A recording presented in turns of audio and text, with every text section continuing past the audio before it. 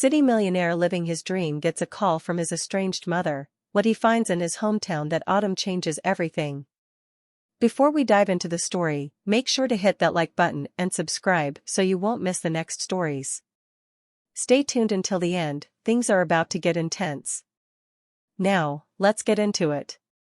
Daniel Harrington's mornings were a symphony of ambition, the hiss of espresso machines, the constant thrum of Manhattan traffic, and the metallic click of elevator doors sliding open.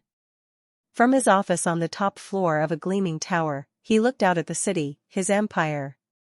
At 38, he was a self-made real estate mogul, known for his sharp suits, sharper instincts, and a relentless drive that kept him at the pinnacle of success. Holidays were just another opportunity to push ahead, and Thanksgiving was no different. Then, on a crisp November afternoon, his assistant's voice crackled through the speaker. "Mr. Harrington, there's a personal call, your mother." The word mother sliced through his focus. It had been years since he last spoke to her. He shifted, adjusting the perfectly aligned stack of papers on his desk before pressing the button. "Put her through," he said, his tone clipped. "Daniel?" Her voice was softer than he remembered, tentative, wrapped in an unfamiliar warmth that unsettled him. "Hi, Mom," he replied, his eyes already wandering back to the reports in front of him. "It's Thanksgiving soon," she began, the hesitation palpable. "It would mean a lot if you came home this year." Daniel's personality was a product of the high-stakes world he navigated daily. He was sharp and decisive, known for commanding boardrooms with a presence that left no room for hesitation. To colleagues, he was the embodiment of confidence, willing to take calculated risks that others would shy away from. Yet behind that crafted exterior was a man who had traded comfort for conquest and warmth for control. Relationships were secondary to success, which meant he was often perceived as aloof and unapproachable. His work life reflected that relentless ambition. As the founder and CEO of Harrington Properties, Daniel didn't just oversee projects, he controlled them with an iron grip. His days were a flurry of meetings, investor calls, and site visits, and his nights were more of the same, lit by the glow of a laptop in a quiet penthouse. Deals were his lifeblood, and each one was more intricate and demanding than the last. He believed downtime was a myth that weaker people indulged in, and that belief had propelled him to the top, but at a steep personal cost. Daniel's lifestyle mirrored the image of power he projected. His penthouse, with its floor-to-ceiling windows overlooking Central Park, was a space of cool steel and glass, exuding an air of luxury and distance. Designer suits filled his closet, and his calendar was booked with exclusive galas and business dinners that served more as networking events than opportunities for enjoyment. Each aspect of his life was curated to project success, from the art on his walls to the car he drove. Yet, there were moments when the silence in his high-rise apartment felt suffocating, a stark reminder of what he had sacrificed. The call from his mother brought back a different version of Daniel, a version he hadn't thought about in years. He grew up in Willow Creek, a town marked by rolling fields and the warmth of neighborly greetings. His father was a carpenter, respected for his craftsmanship, and his mother volunteered at the town's community center. They had raised him on simple values, hard work, kindness, and loyalty.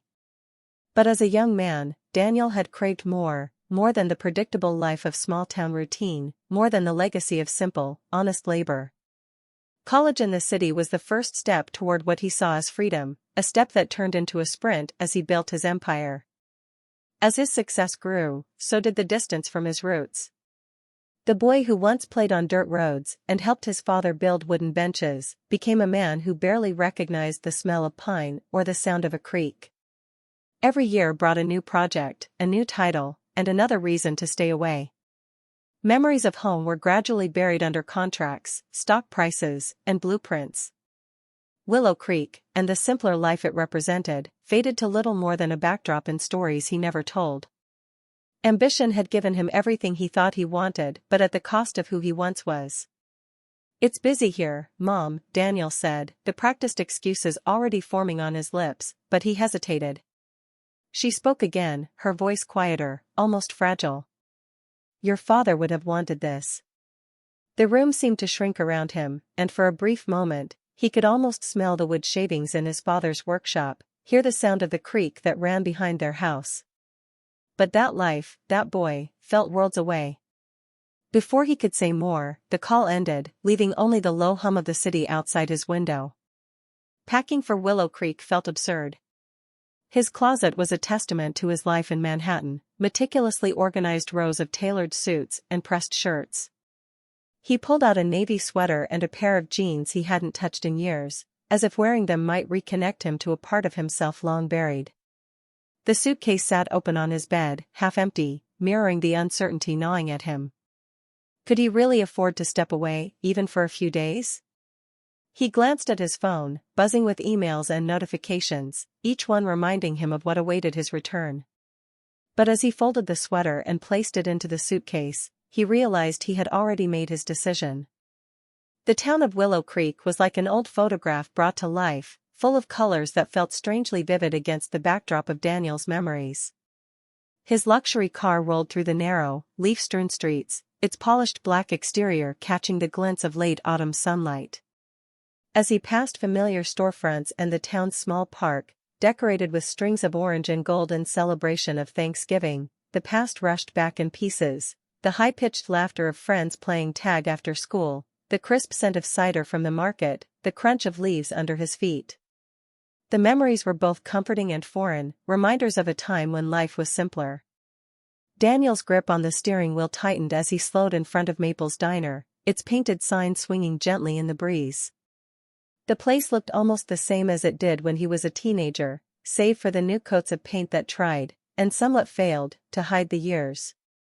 He could almost see himself through the diner's foggy glass, a boy in a faded jacket, wolfing down fries with friends after a baseball game. The pang of nostalgia was sharp and unexpected, cutting through the armor of indifference he had worked so hard to maintain. It wasn't long before he caught the eyes of a few familiar faces. The mechanic's son, now grown and balding, waved hesitantly from across the street, and Mrs. Whitaker, the retired teacher known for her formidable math quizzes, gave him a curious look as she passed with her small dog in tow. Daniel nodded but kept his expression neutral, unwilling to linger. Conversations were not what he came for, he needed to get through this visit with as little fuss as possible. Yet, he could feel the weight of their surprise, a silent question in the air, what's he doing back here? Pulling up to the general store, Daniel parked and stepped out, the sound of his polished shoes hitting the pavement a sharp contrast to the faded charm around him. The air smelled of pine and wood smoke, far removed from the metallic, electric scent of the city. He caught sight of James Riley, who used to fix bikes behind the school and now stood on the porch of the store, whittling a piece of wood. James squinted at him, recognition dawning slowly, and then nodded with a small smile. "Well, if it isn't Daniel Harrington," James called out, his voice touched with a hint of disbelief. "Didn't think we'd ever see you back around these parts." Daniel forced a smile. "Just visiting," he said, keeping it short. The last thing he wanted was a long talk about the city, about success, or anything that pulled at the threads he kept tightly wound. But James, with his kind eyes and rough hands, just nodded, sensing the walls Daniel had put up. Continuing down the street, Daniel felt the pull of familiarity at every step. There was the library where his mother once volunteered, its creaky floors and dim corners full of old stories. The barber shop where his father used to take him on Saturday mornings still displayed the same red and white pole. The weight of the past clung to him, both soothing and suffocating. Then, as if drawn by some invisible thread, his eyes landed on the farmer's market set up near the town square. Tables brimming with apples, handmade crafts, and jars of honey lined the cobblestone path. The air buzzed with quiet chatter, neighbors catching up, children darting between stalls with sticky fingers and wide smiles. Among them stood Sam, the farmer, tall and broad-shouldered, with sun-touched skin and a weathered hat pulled low over his dark hair. Sam was well known in Willow Creek, not just for his produce, but for his willingness to lend a hand, to share a laugh, to offer more than he ever received. But today, Sam looked tired. The smile he offered an elderly customer was strained, the kind of smile that tried to hide the burden pressing on his heart. A woman with a knit scarf asked him something, and Daniel watched as Sam nodded, running a hand across his chin, the tension in his jaw unmistakable. Daniel felt a pang of something he couldn't quite name. Sympathy? Curiosity? It lingered, unwelcome but persistent. As their eyes met across the market, Sam's brows lifted in surprise, and he raised a hand. Daniel, cornered by the moment, stepped forward. The chatter around them seemed to quiet as he approached, some townspeople glancing over with expressions that ranged from intrigue to skepticism. Daniel Harrington, Sam said, a mix of surprise and friendliness in his voice. Long time, no see. He extended a rough, calloused hand, and Daniel hesitated only a beat before taking it, the shake firm and solid. It reminded Daniel of his father's grip, steady, unyielding. Yeah, Daniel said, the word tasting strange in his mouth. I'm just visiting for Thanksgiving. Sam nodded, his gaze searching for a moment as if trying to place the suited figure with the boy who once sprinted across these same cobblestones. Well, welcome back. It's good to see old faces. The warmth in his voice was genuine, but there was something underneath, a shadow that hinted at troubles more pressing than pleasantries. Thanks, Daniel replied, shifting on his feet. He glanced at the rows of pumpkins and half-filled crates. Looks like a busy day. It is, Sam said, his voice tight with a fatigue that spoke louder than words. He looked out at the market, the crowd thinning as the sun began to dip lower in the sky. But it's harder this year. Bad harvest. Early frost hit us pretty bad. The simplicity of it, the quiet admission, struck Daniel in a way he didn't expect. The city was full of power plays and negotiations, but here was a man fighting the silent battle of weather and soil, without fanfare, without applause. Well, Daniel said, unable to find words that didn't sound hollow, I hope it turns around. Sam's eyes met his, a flicker of appreciation there, even if brief. Thanks, Daniel. We're hoping for that too. The moment lingered, then dissolved as Sam was called away to help a customer. Daniel stood for a second longer, feeling the weight of the day settle on him in an unfamiliar way. The nostalgia, the muted joy, and now the subtle undercurrent of worry, it was a lot to take in for someone who had spent so long guarding himself against anything that could break his stride. The sun sat lower in the sky, casting long, golden rays over Willow Creek. The crisp air was filled with the scent of hay and dried leaves as Daniel walked along Main Street, the chatter of townspeople a constant hum in the background. He moved with a practiced stride, each step firm and deliberate, but there was an unease now, a sense that he was an outsider watching a life that had once been his. Outside Maple's diner, a group of older residents stood with steaming mugs in their hands, their voices rising and falling like the wind. Daniel slowed as he caught snippets of their conversation. Mrs. Whitaker, who had always been quick with her opinions, spoke with a frown etched into her lined face. I heard Sam's harvest took a real hit this year. They say if he can't make up for it, he might lose the farm. A younger man, someone Daniel didn't recognize, nodded gravely. That'd be bad for all of us. He's always the first to help when someone's in need. The words dug into Daniel, though he tried to ignore them. He had been raised in this town, where everyone knew not just names but stories, where the success or failure of one could ripple out and touch many. His father had been that kind of man too, quietly supporting others, lending tools, patching roofs after storms. Daniel pushed the thought aside and walked faster, but the murmurs followed him, weaving their way into his mind. When he reached the edge of the farmer's market, the crowd had thinned, leaving only a handful of shoppers picking over the last apples and pumpkins. Sam was there, stacking crates, with a methodical determination. His shirt was rolled up to his elbows, revealing the strong arms of a man who'd spent his life working the land. The shadows under his eyes were darker than before, and his movements lacked the usual energy. Daniel hesitated, then walked over. The sound of his footsteps drew Sam's gaze, and for a moment, neither spoke. The silence felt weighted, more than just the space between them, it carried years of change and the chasm between two very different lives. Hey, Daniel, Sam finally said, a small smile lifting the corners of his mouth. Didn't expect to see you here again so soon.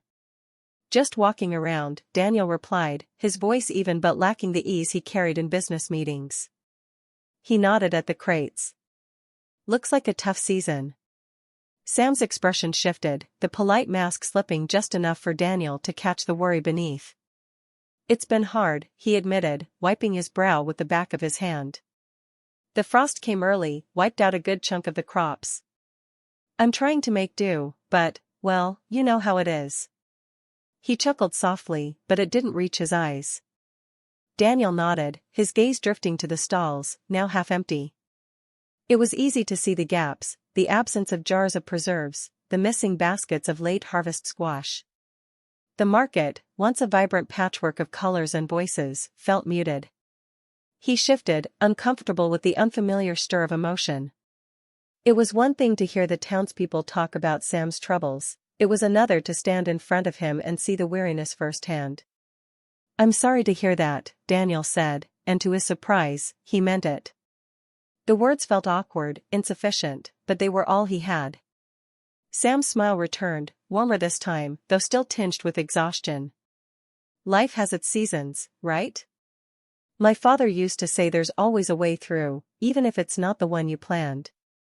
Daniel swallowed, a memory flickering at the edge of his mind, his own father standing in their small backyard, mending a broken fence with sure, practiced hands. He'd said something similar once, telling a young, impatient Daniel that problems could be fixed, but sometimes it took time and the help of others. The thought was unexpected, a voice he hadn't heard in years, yet it resonated now in the late afternoon quiet. Clearing his throat, Daniel glanced down, uncomfortable with how easily the past had crept up on him. Is there anything you can do to make up for the losses? He asked, more out of a need to fill the silence than any real interest. Sam's eyes darkened, a shadow of frustration passing over his face. Not much, unless I find a way to get the funds to buy seed early for next season. But banks don't like risky bets, and they see small farms as exactly that. He shrugged, the movement weary. I'm working on it. Daniel nodded, the tightness in his chest growing. He was used to seeing struggle in boardrooms, where it came with suits and negotiation tactics, where it was just another part of the game. This was different, raw and honest, without the sheen of ambition or pretense. He forced a smile, hoping it looked genuine. Well, I hope things turn around. Sam's expression softened, and for a moment, the space between them seemed smaller. Thanks, Daniel. It means something, you stopping by and saying that. The moment ended as another customer called for Sam's attention. With a nod, Daniel stepped back and let the sounds of the market wash over him. He stood there for a moment longer, watching as Sam returned to his work, shoulders squared, still carrying the weight but refusing to falter. As Daniel turned and walked back toward the path leading to his car, the echo of his father's words lingered in the crisp air. He pushed them aside, but they stayed with him, like a small, stubborn root planted deep. The early morning air in Willow Creek was sharp and carried the earthy scent of the fields. Daniel found himself wandering toward Sam's farm after a restless night. The sight of children giggling as they arranged homemade wreaths and paper turkeys by the front gate made him pause. Their laughter was light, uninhibited, filling the crisp silence with warmth. A little girl with pigtails struggled to hang her wreath higher, standing on tiptoes and frowning at the height just beyond her reach. Before Daniel could stop himself, he approached, his polished shoes crunching over the gravel. Need a hand? He asked, his voice softer than usual. The girl looked up, wide-eyed, then nodded quickly. With a practiced ease, he lifted her so she could secure the wreath on the nail, and when she turned back, the smile she flashed him was bright and genuine. Thanks, mister, she chirped before running off to join the other kids, their chatter resuming as if nothing had happened. Daniel's chest tightened in a way that was both unfamiliar and oddly pleasant. He glanced around and noticed Sam watching from the side of the barn, his expression thoughtful. Didn't peg you for the decorating type, Sam said, walking over with a slight grin. His boots kicked up dust as he approached, his hands wiping grease off onto an already stained rag. There was a brief, comfortable silence between them, and then Sam nodded toward the shed.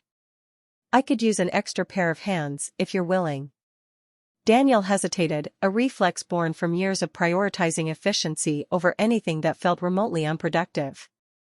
But something about the scene, the children's laughter, the golden light spilling over the barn, made him nod. "What do you need?" Inside the shed, the smell of hay and aged wood greeted them, a contrast to the sterile, citrus-scented air of Daniel's office. Sam handed him a worn-out toolbox, the metal edges chipped and dulled by time. As they worked to fix a broken latch on one of the farm's storage gates, Sam began to talk, his voice steady and unhurried. "This place has been in my family for generations," he said, gesturing to the fields stretching out under the morning sky. "Through wars, droughts, and winters that bit so hard you'd swear spring would never come." His eyes flicked over to Daniel. "Your dad used to help my grandfather during tough seasons. He'd say, if one farm falls, the town falters. I didn't quite understand it back then, but I do now." The mention of his father was a punch to the gut, sudden and raw. Daniel tightened his grip on the screwdriver, feeling an ache he couldn't quite shake. He had almost forgotten the stories of his father's quiet generosity, the hours spent in barns helping neighbors repair roofs or patch up fences after storms. A man who measured wealth not in money but in the strength of community.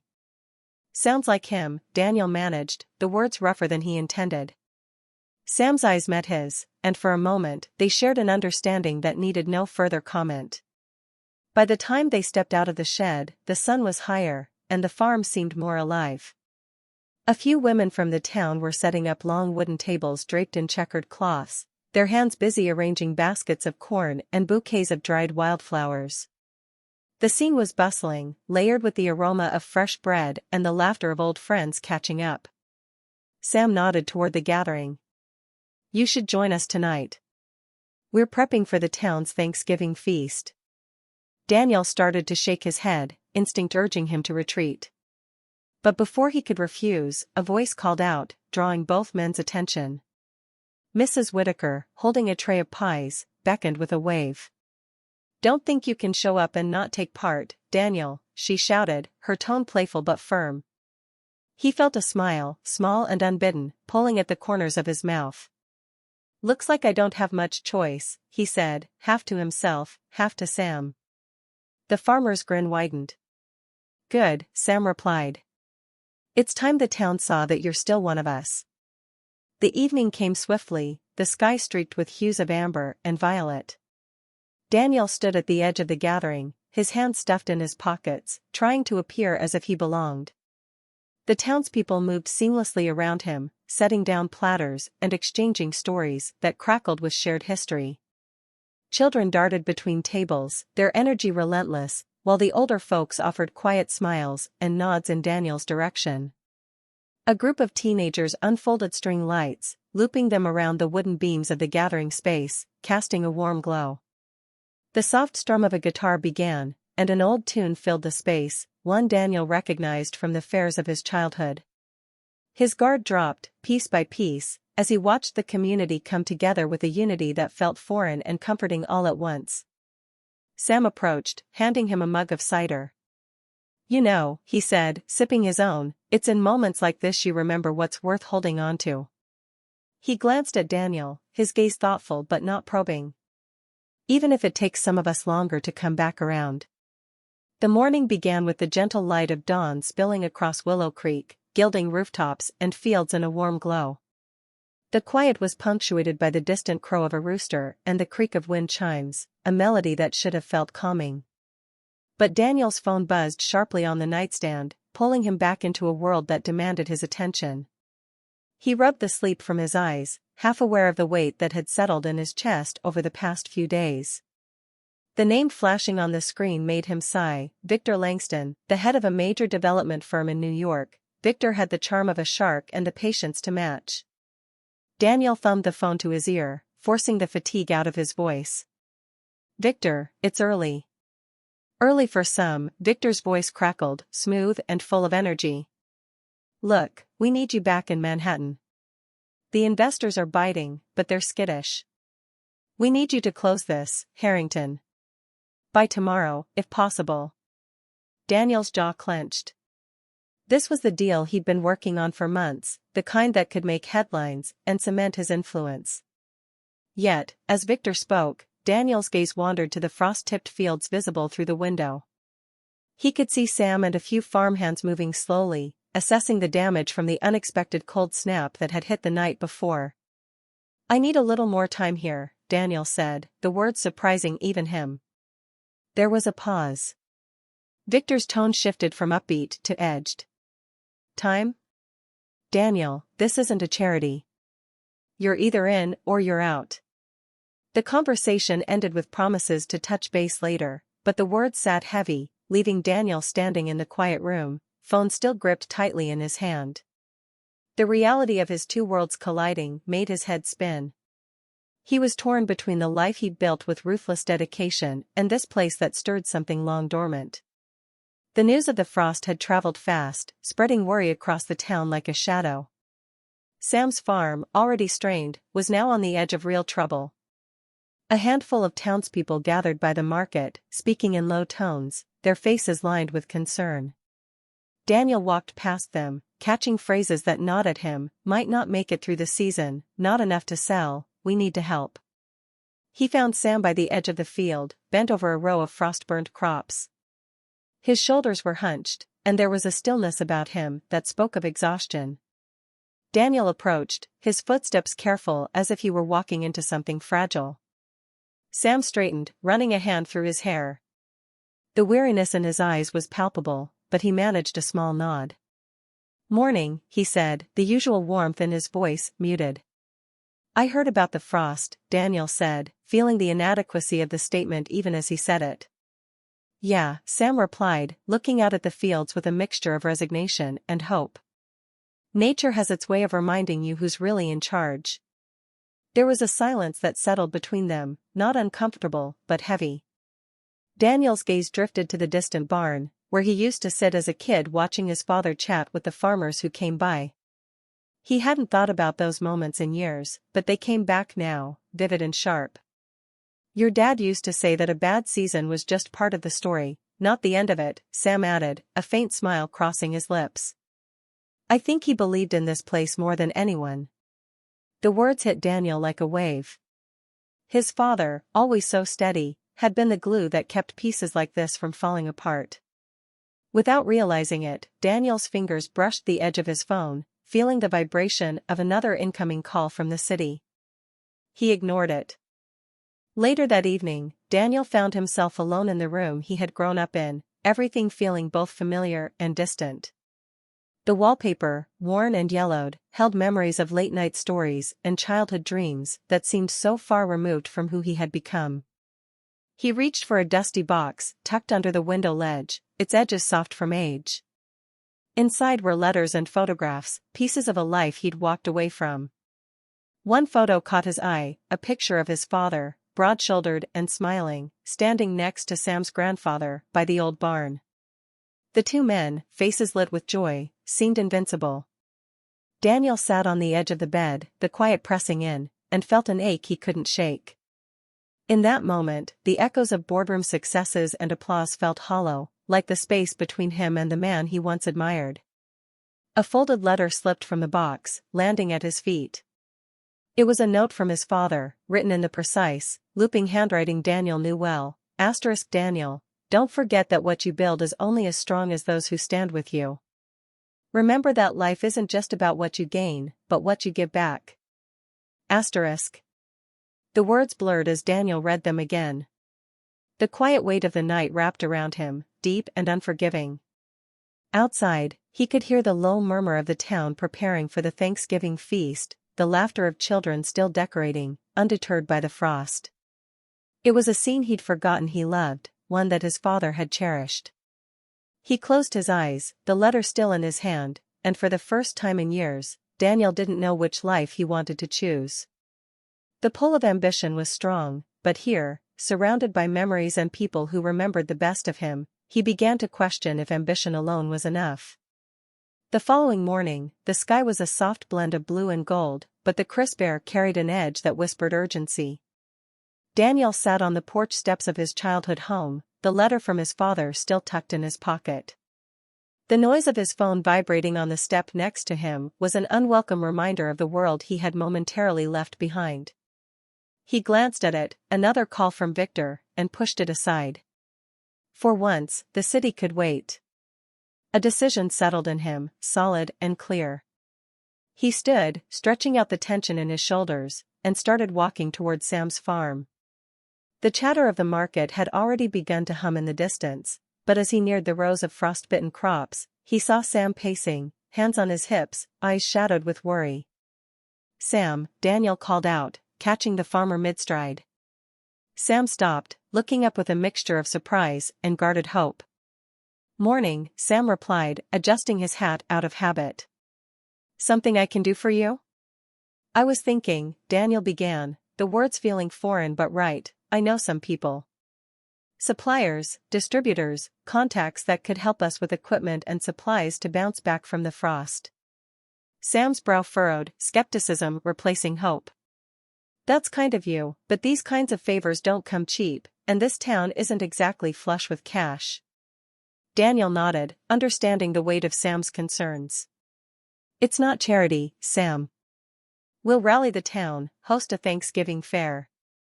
We'll raise the money to make it happen, but we'll also show investors and partners that this place has value, that we're willing to fight for it." The idea hung in the cold morning air, a fragile thing waiting to be tested. Sam's eyes searched Daniel's, looking for signs of the man who once played barefoot in these fields, who had long since traded this life for one of skyscrapers and briefcases. He saw sincerity there, a genuine determination that hadn't surfaced in years. "Well, if anyone can bring a big city twist to a town fair, I suppose it's you," Sam said, a small smile breaking through the exhaustion. "Let's give it a shot." The next hours were a flurry of calls, plans, and hurried conversations at the market. Daniel reached out to suppliers he hadn't spoken to in years, leveraging old favors and tapping into contacts who owed him more than a polite smile. The responses were mixed, some surprised to hear from him under these circumstances, but the promise of goodwill in a picturesque town sparked interest. By the time he hung up the last call, Daniel felt the familiar buzz of closing a deal, but this time, it was anchored by something more fulfilling. As word spread, townspeople gathered at the square, their curiosity piqued. A murmur of disbelief circled as Daniel stood on the steps of the town hall, explaining the plan, a Thanksgiving fair filled with games, food, and an auction, all to raise money for Sam's farm and the community's winter needs. The initial silence that met him was suffocating. Mrs. Whitaker was the first to break it, leaning on her cane as she spoke. "We haven't done anything like this in years. What makes you think it'll work?" Daniel's heart thudded, but he met her gaze with steady resolve. "Because it's what this town does best, coming together. I remember my father saying that if we stand with each other, there's nothing we can't fix. And I think he was right." A quiet spread, thoughtful and cautious, until James Riley, the town's mechanic, raised his hand, a grin splitting his face. "Well, I'm in. Someone needs to man the pie-eating contest, and I'm your guy." Laughter rippled through the crowd, easing the tension, and more voices joined in, some tentative, some bold, but all agreeing.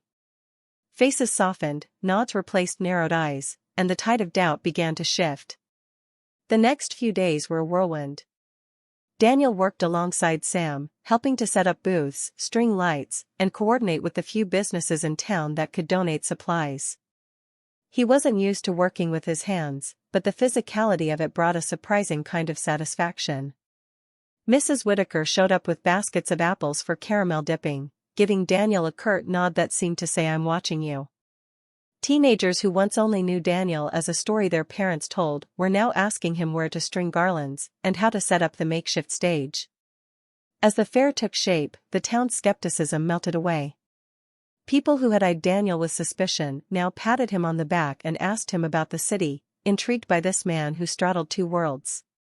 He found himself listening more than talking, nodding as old friends shared stories about his father, stories he'd never heard before but that painted a picture of a man who saw value in every handshake and shared meal. One evening, just before the fair, Sam joined him by the barn, the sky darkening to a deep blue dusted with stars.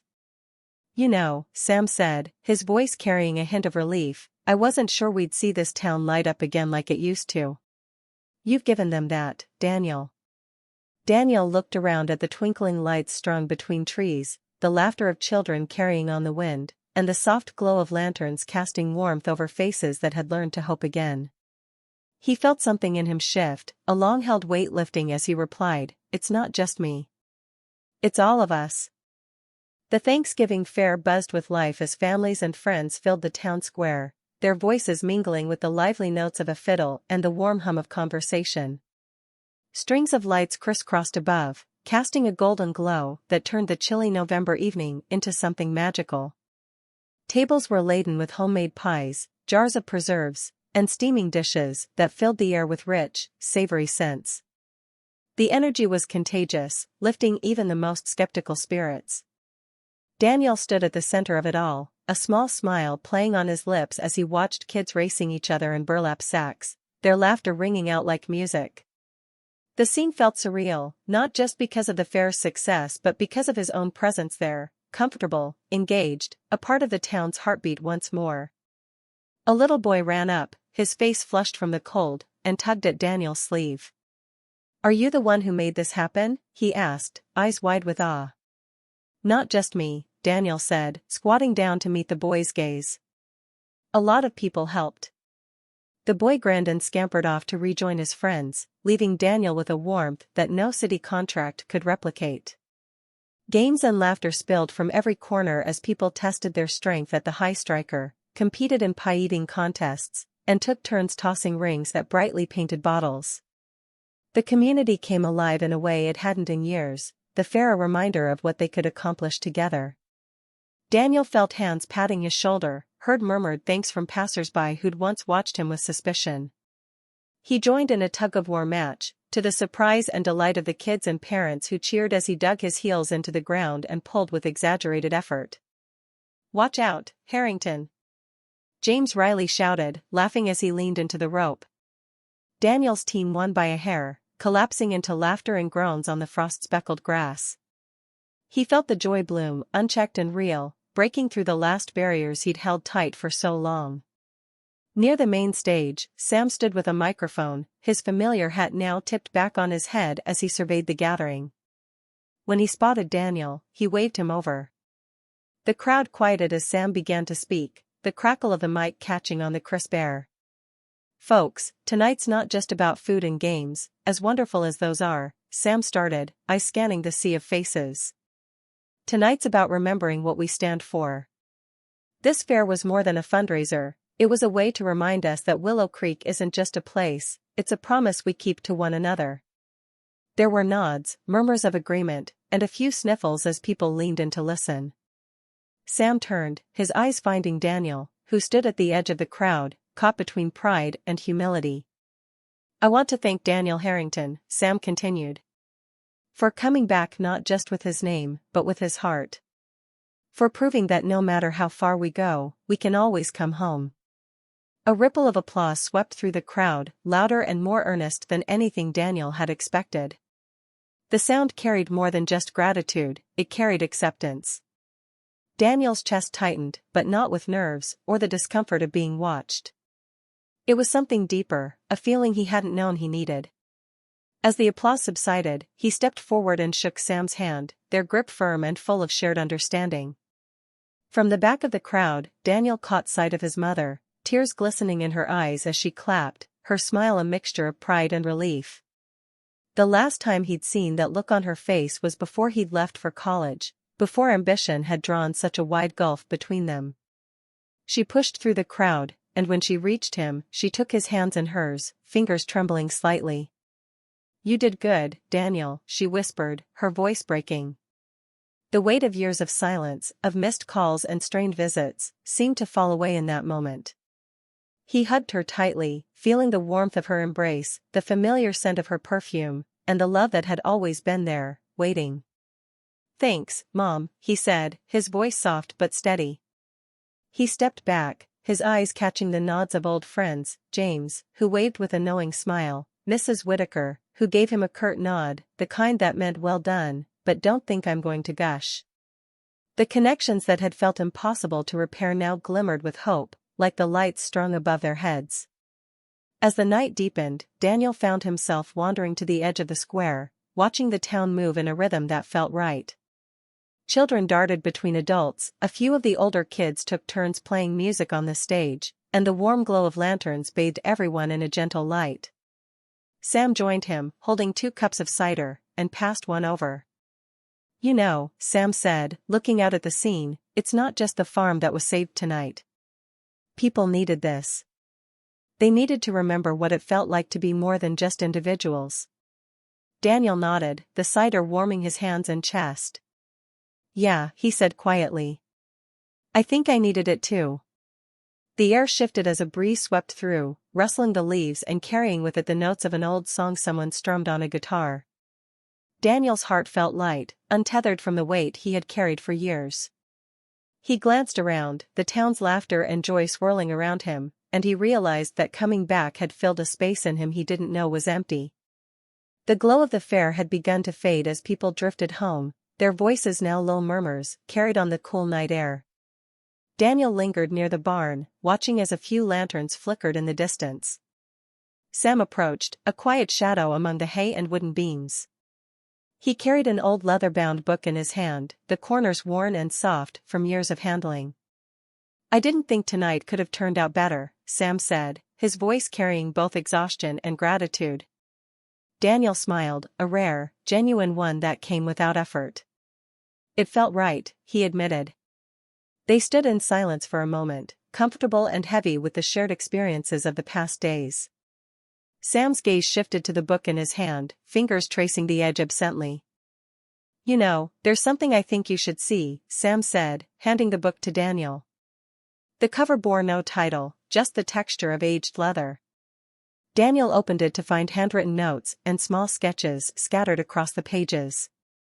As he skimmed through, one note caught his eye, the handwriting unmistakably his father's. "Help isn't a handout. It's an investment in the people you care about."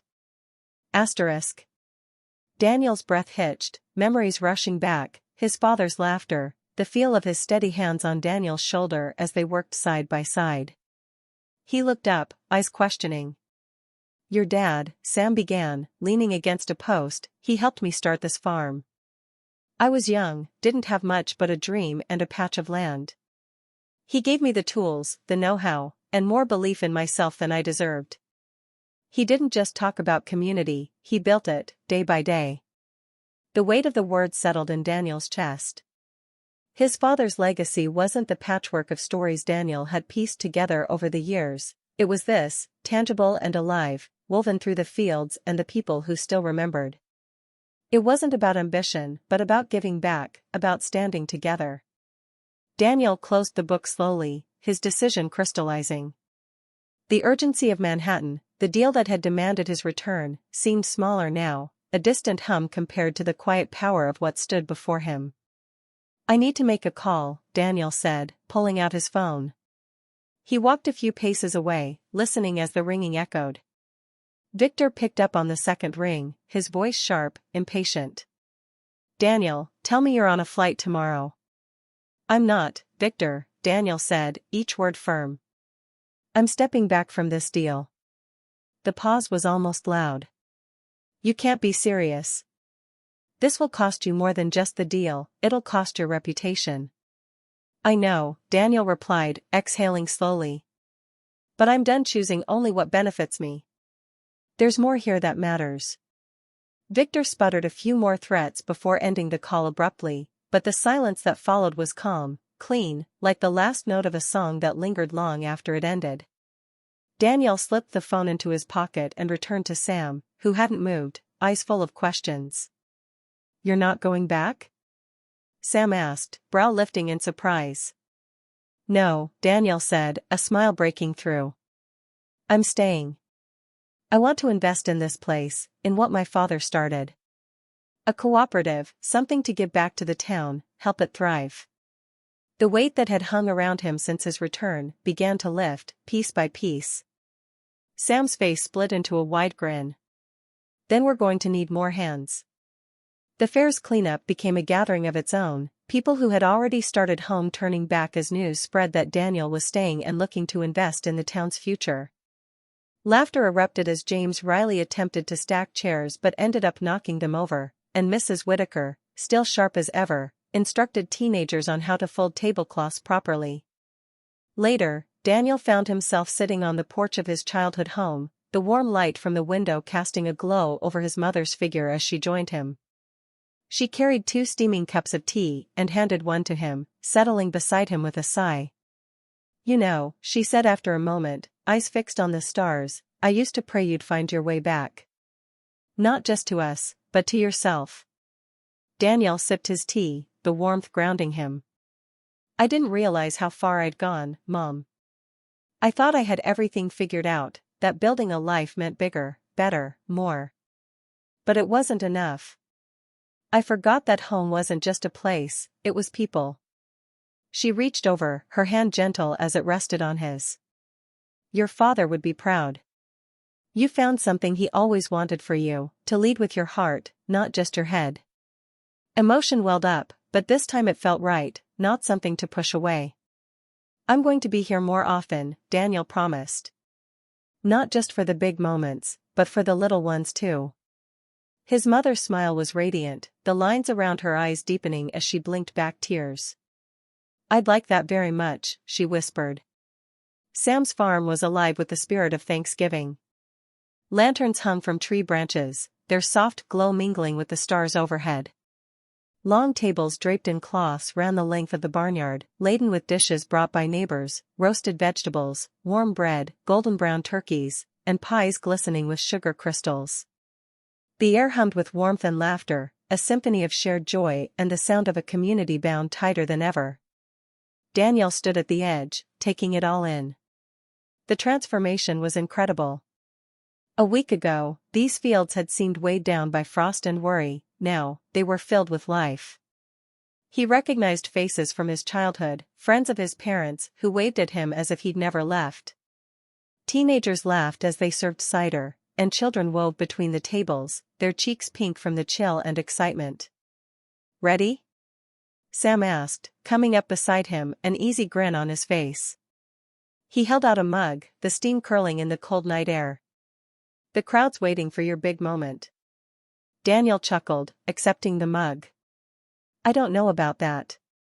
It's just a few words." Sam raised an eyebrow. "Words can mean a lot. Especially tonight." With a nod, Daniel stepped up onto the small stage built from old barn planks. The crowd stilled, conversations dropping to a murmur as people turned their attention to him. He set his mug down and took a deep breath, the cool air filling his lungs. "Thank you all for being here tonight," he began, his voice clear but warm. "When I first came back to Willow Creek, I didn't expect to stay more than a few days. I thought I knew what I wanted, what I needed. But being here, seeing all of you, reminded me of what my father always believed, that life is richer when it's shared. That we're not just individuals looking out for ourselves, but part of something bigger." The silence was thick with emotion, the kind that comes when people hear what they've been feeling but haven't spoken aloud. He glanced at his mother, her smile tremulous but proud, and then at Sam, who nodded, eyes glistening with quiet encouragement. "I want to give back to this town the way it's given to me," Daniel continued, his voice steady despite the lump in his throat. "I'm starting a Thanksgiving fund, one that will ensure that each year we can come together like this, support each other through tough times, and celebrate when times are good." The crowd erupted in applause, hands clapping and voices lifting in cheers. James Riley hollered from the back, "That's the spirit, Harrington." Laughter rippled through the gathering, the tension of expectation dissolving into joy. Daniel stepped down, feeling a mix of relief and exhilaration. He was met with handshakes, pats on the back, and hugs from those who had known him since he was a boy. Mrs. Whitaker pulled him into a brief, brisk hug, muttering, "You finally figured it out, didn't you?" before moving on to scold a teenager balancing too many plates. Amid the congratulations, Daniel's eyes found Emma, the local teacher who'd helped organize the fair. She was talking with a group of parents, her brown hair tucked into a warm scarf, eyes bright as she laughed. She caught him looking and raised an eyebrow playfully, stepping away from the group. "Quite a speech," Emma said when she reached him. Her voice was warm, teasing. "Didn't know you had that in you." Daniel shrugged, a small grin spreading across his face. "Turns out, I surprise myself sometimes." The space between them felt charged, a quiet promise that suggested this wasn't the end of something, but the beginning. "Maybe next year you'll be helping out with my students' Thanksgiving play," she said, eyes twinkling. "I'll hold you to that," Daniel replied, meaning it. As the night wore on, the feast began in earnest. Plates were passed down the long tables, hands reached for seconds, and stories from the past year were swapped over clinking glasses. Someone strummed a guitar, leading a group song that everyone joined, voices blending under the glow of lanterns. Sam walked around, refilling drinks and joining in on conversations, his smile wide and easy. The tension that had weighed on him had lifted, replaced by the hope of better days.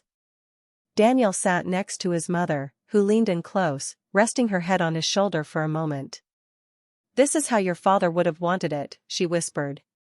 He nodded, swallowing past the tightness in his throat, the ache that was no longer one of loss, but of fullness. The laughter and music continued, floating into the crisp night. Emma sat across from Daniel, catching his eye now and then, a silent exchange that promised more shared moments. The children's giggles punctuated the conversations, their playfulness weaving through the gathering like a thread of light. As the night grew late and the last slices of pie were served, Daniel stood once more, looking out at the scene.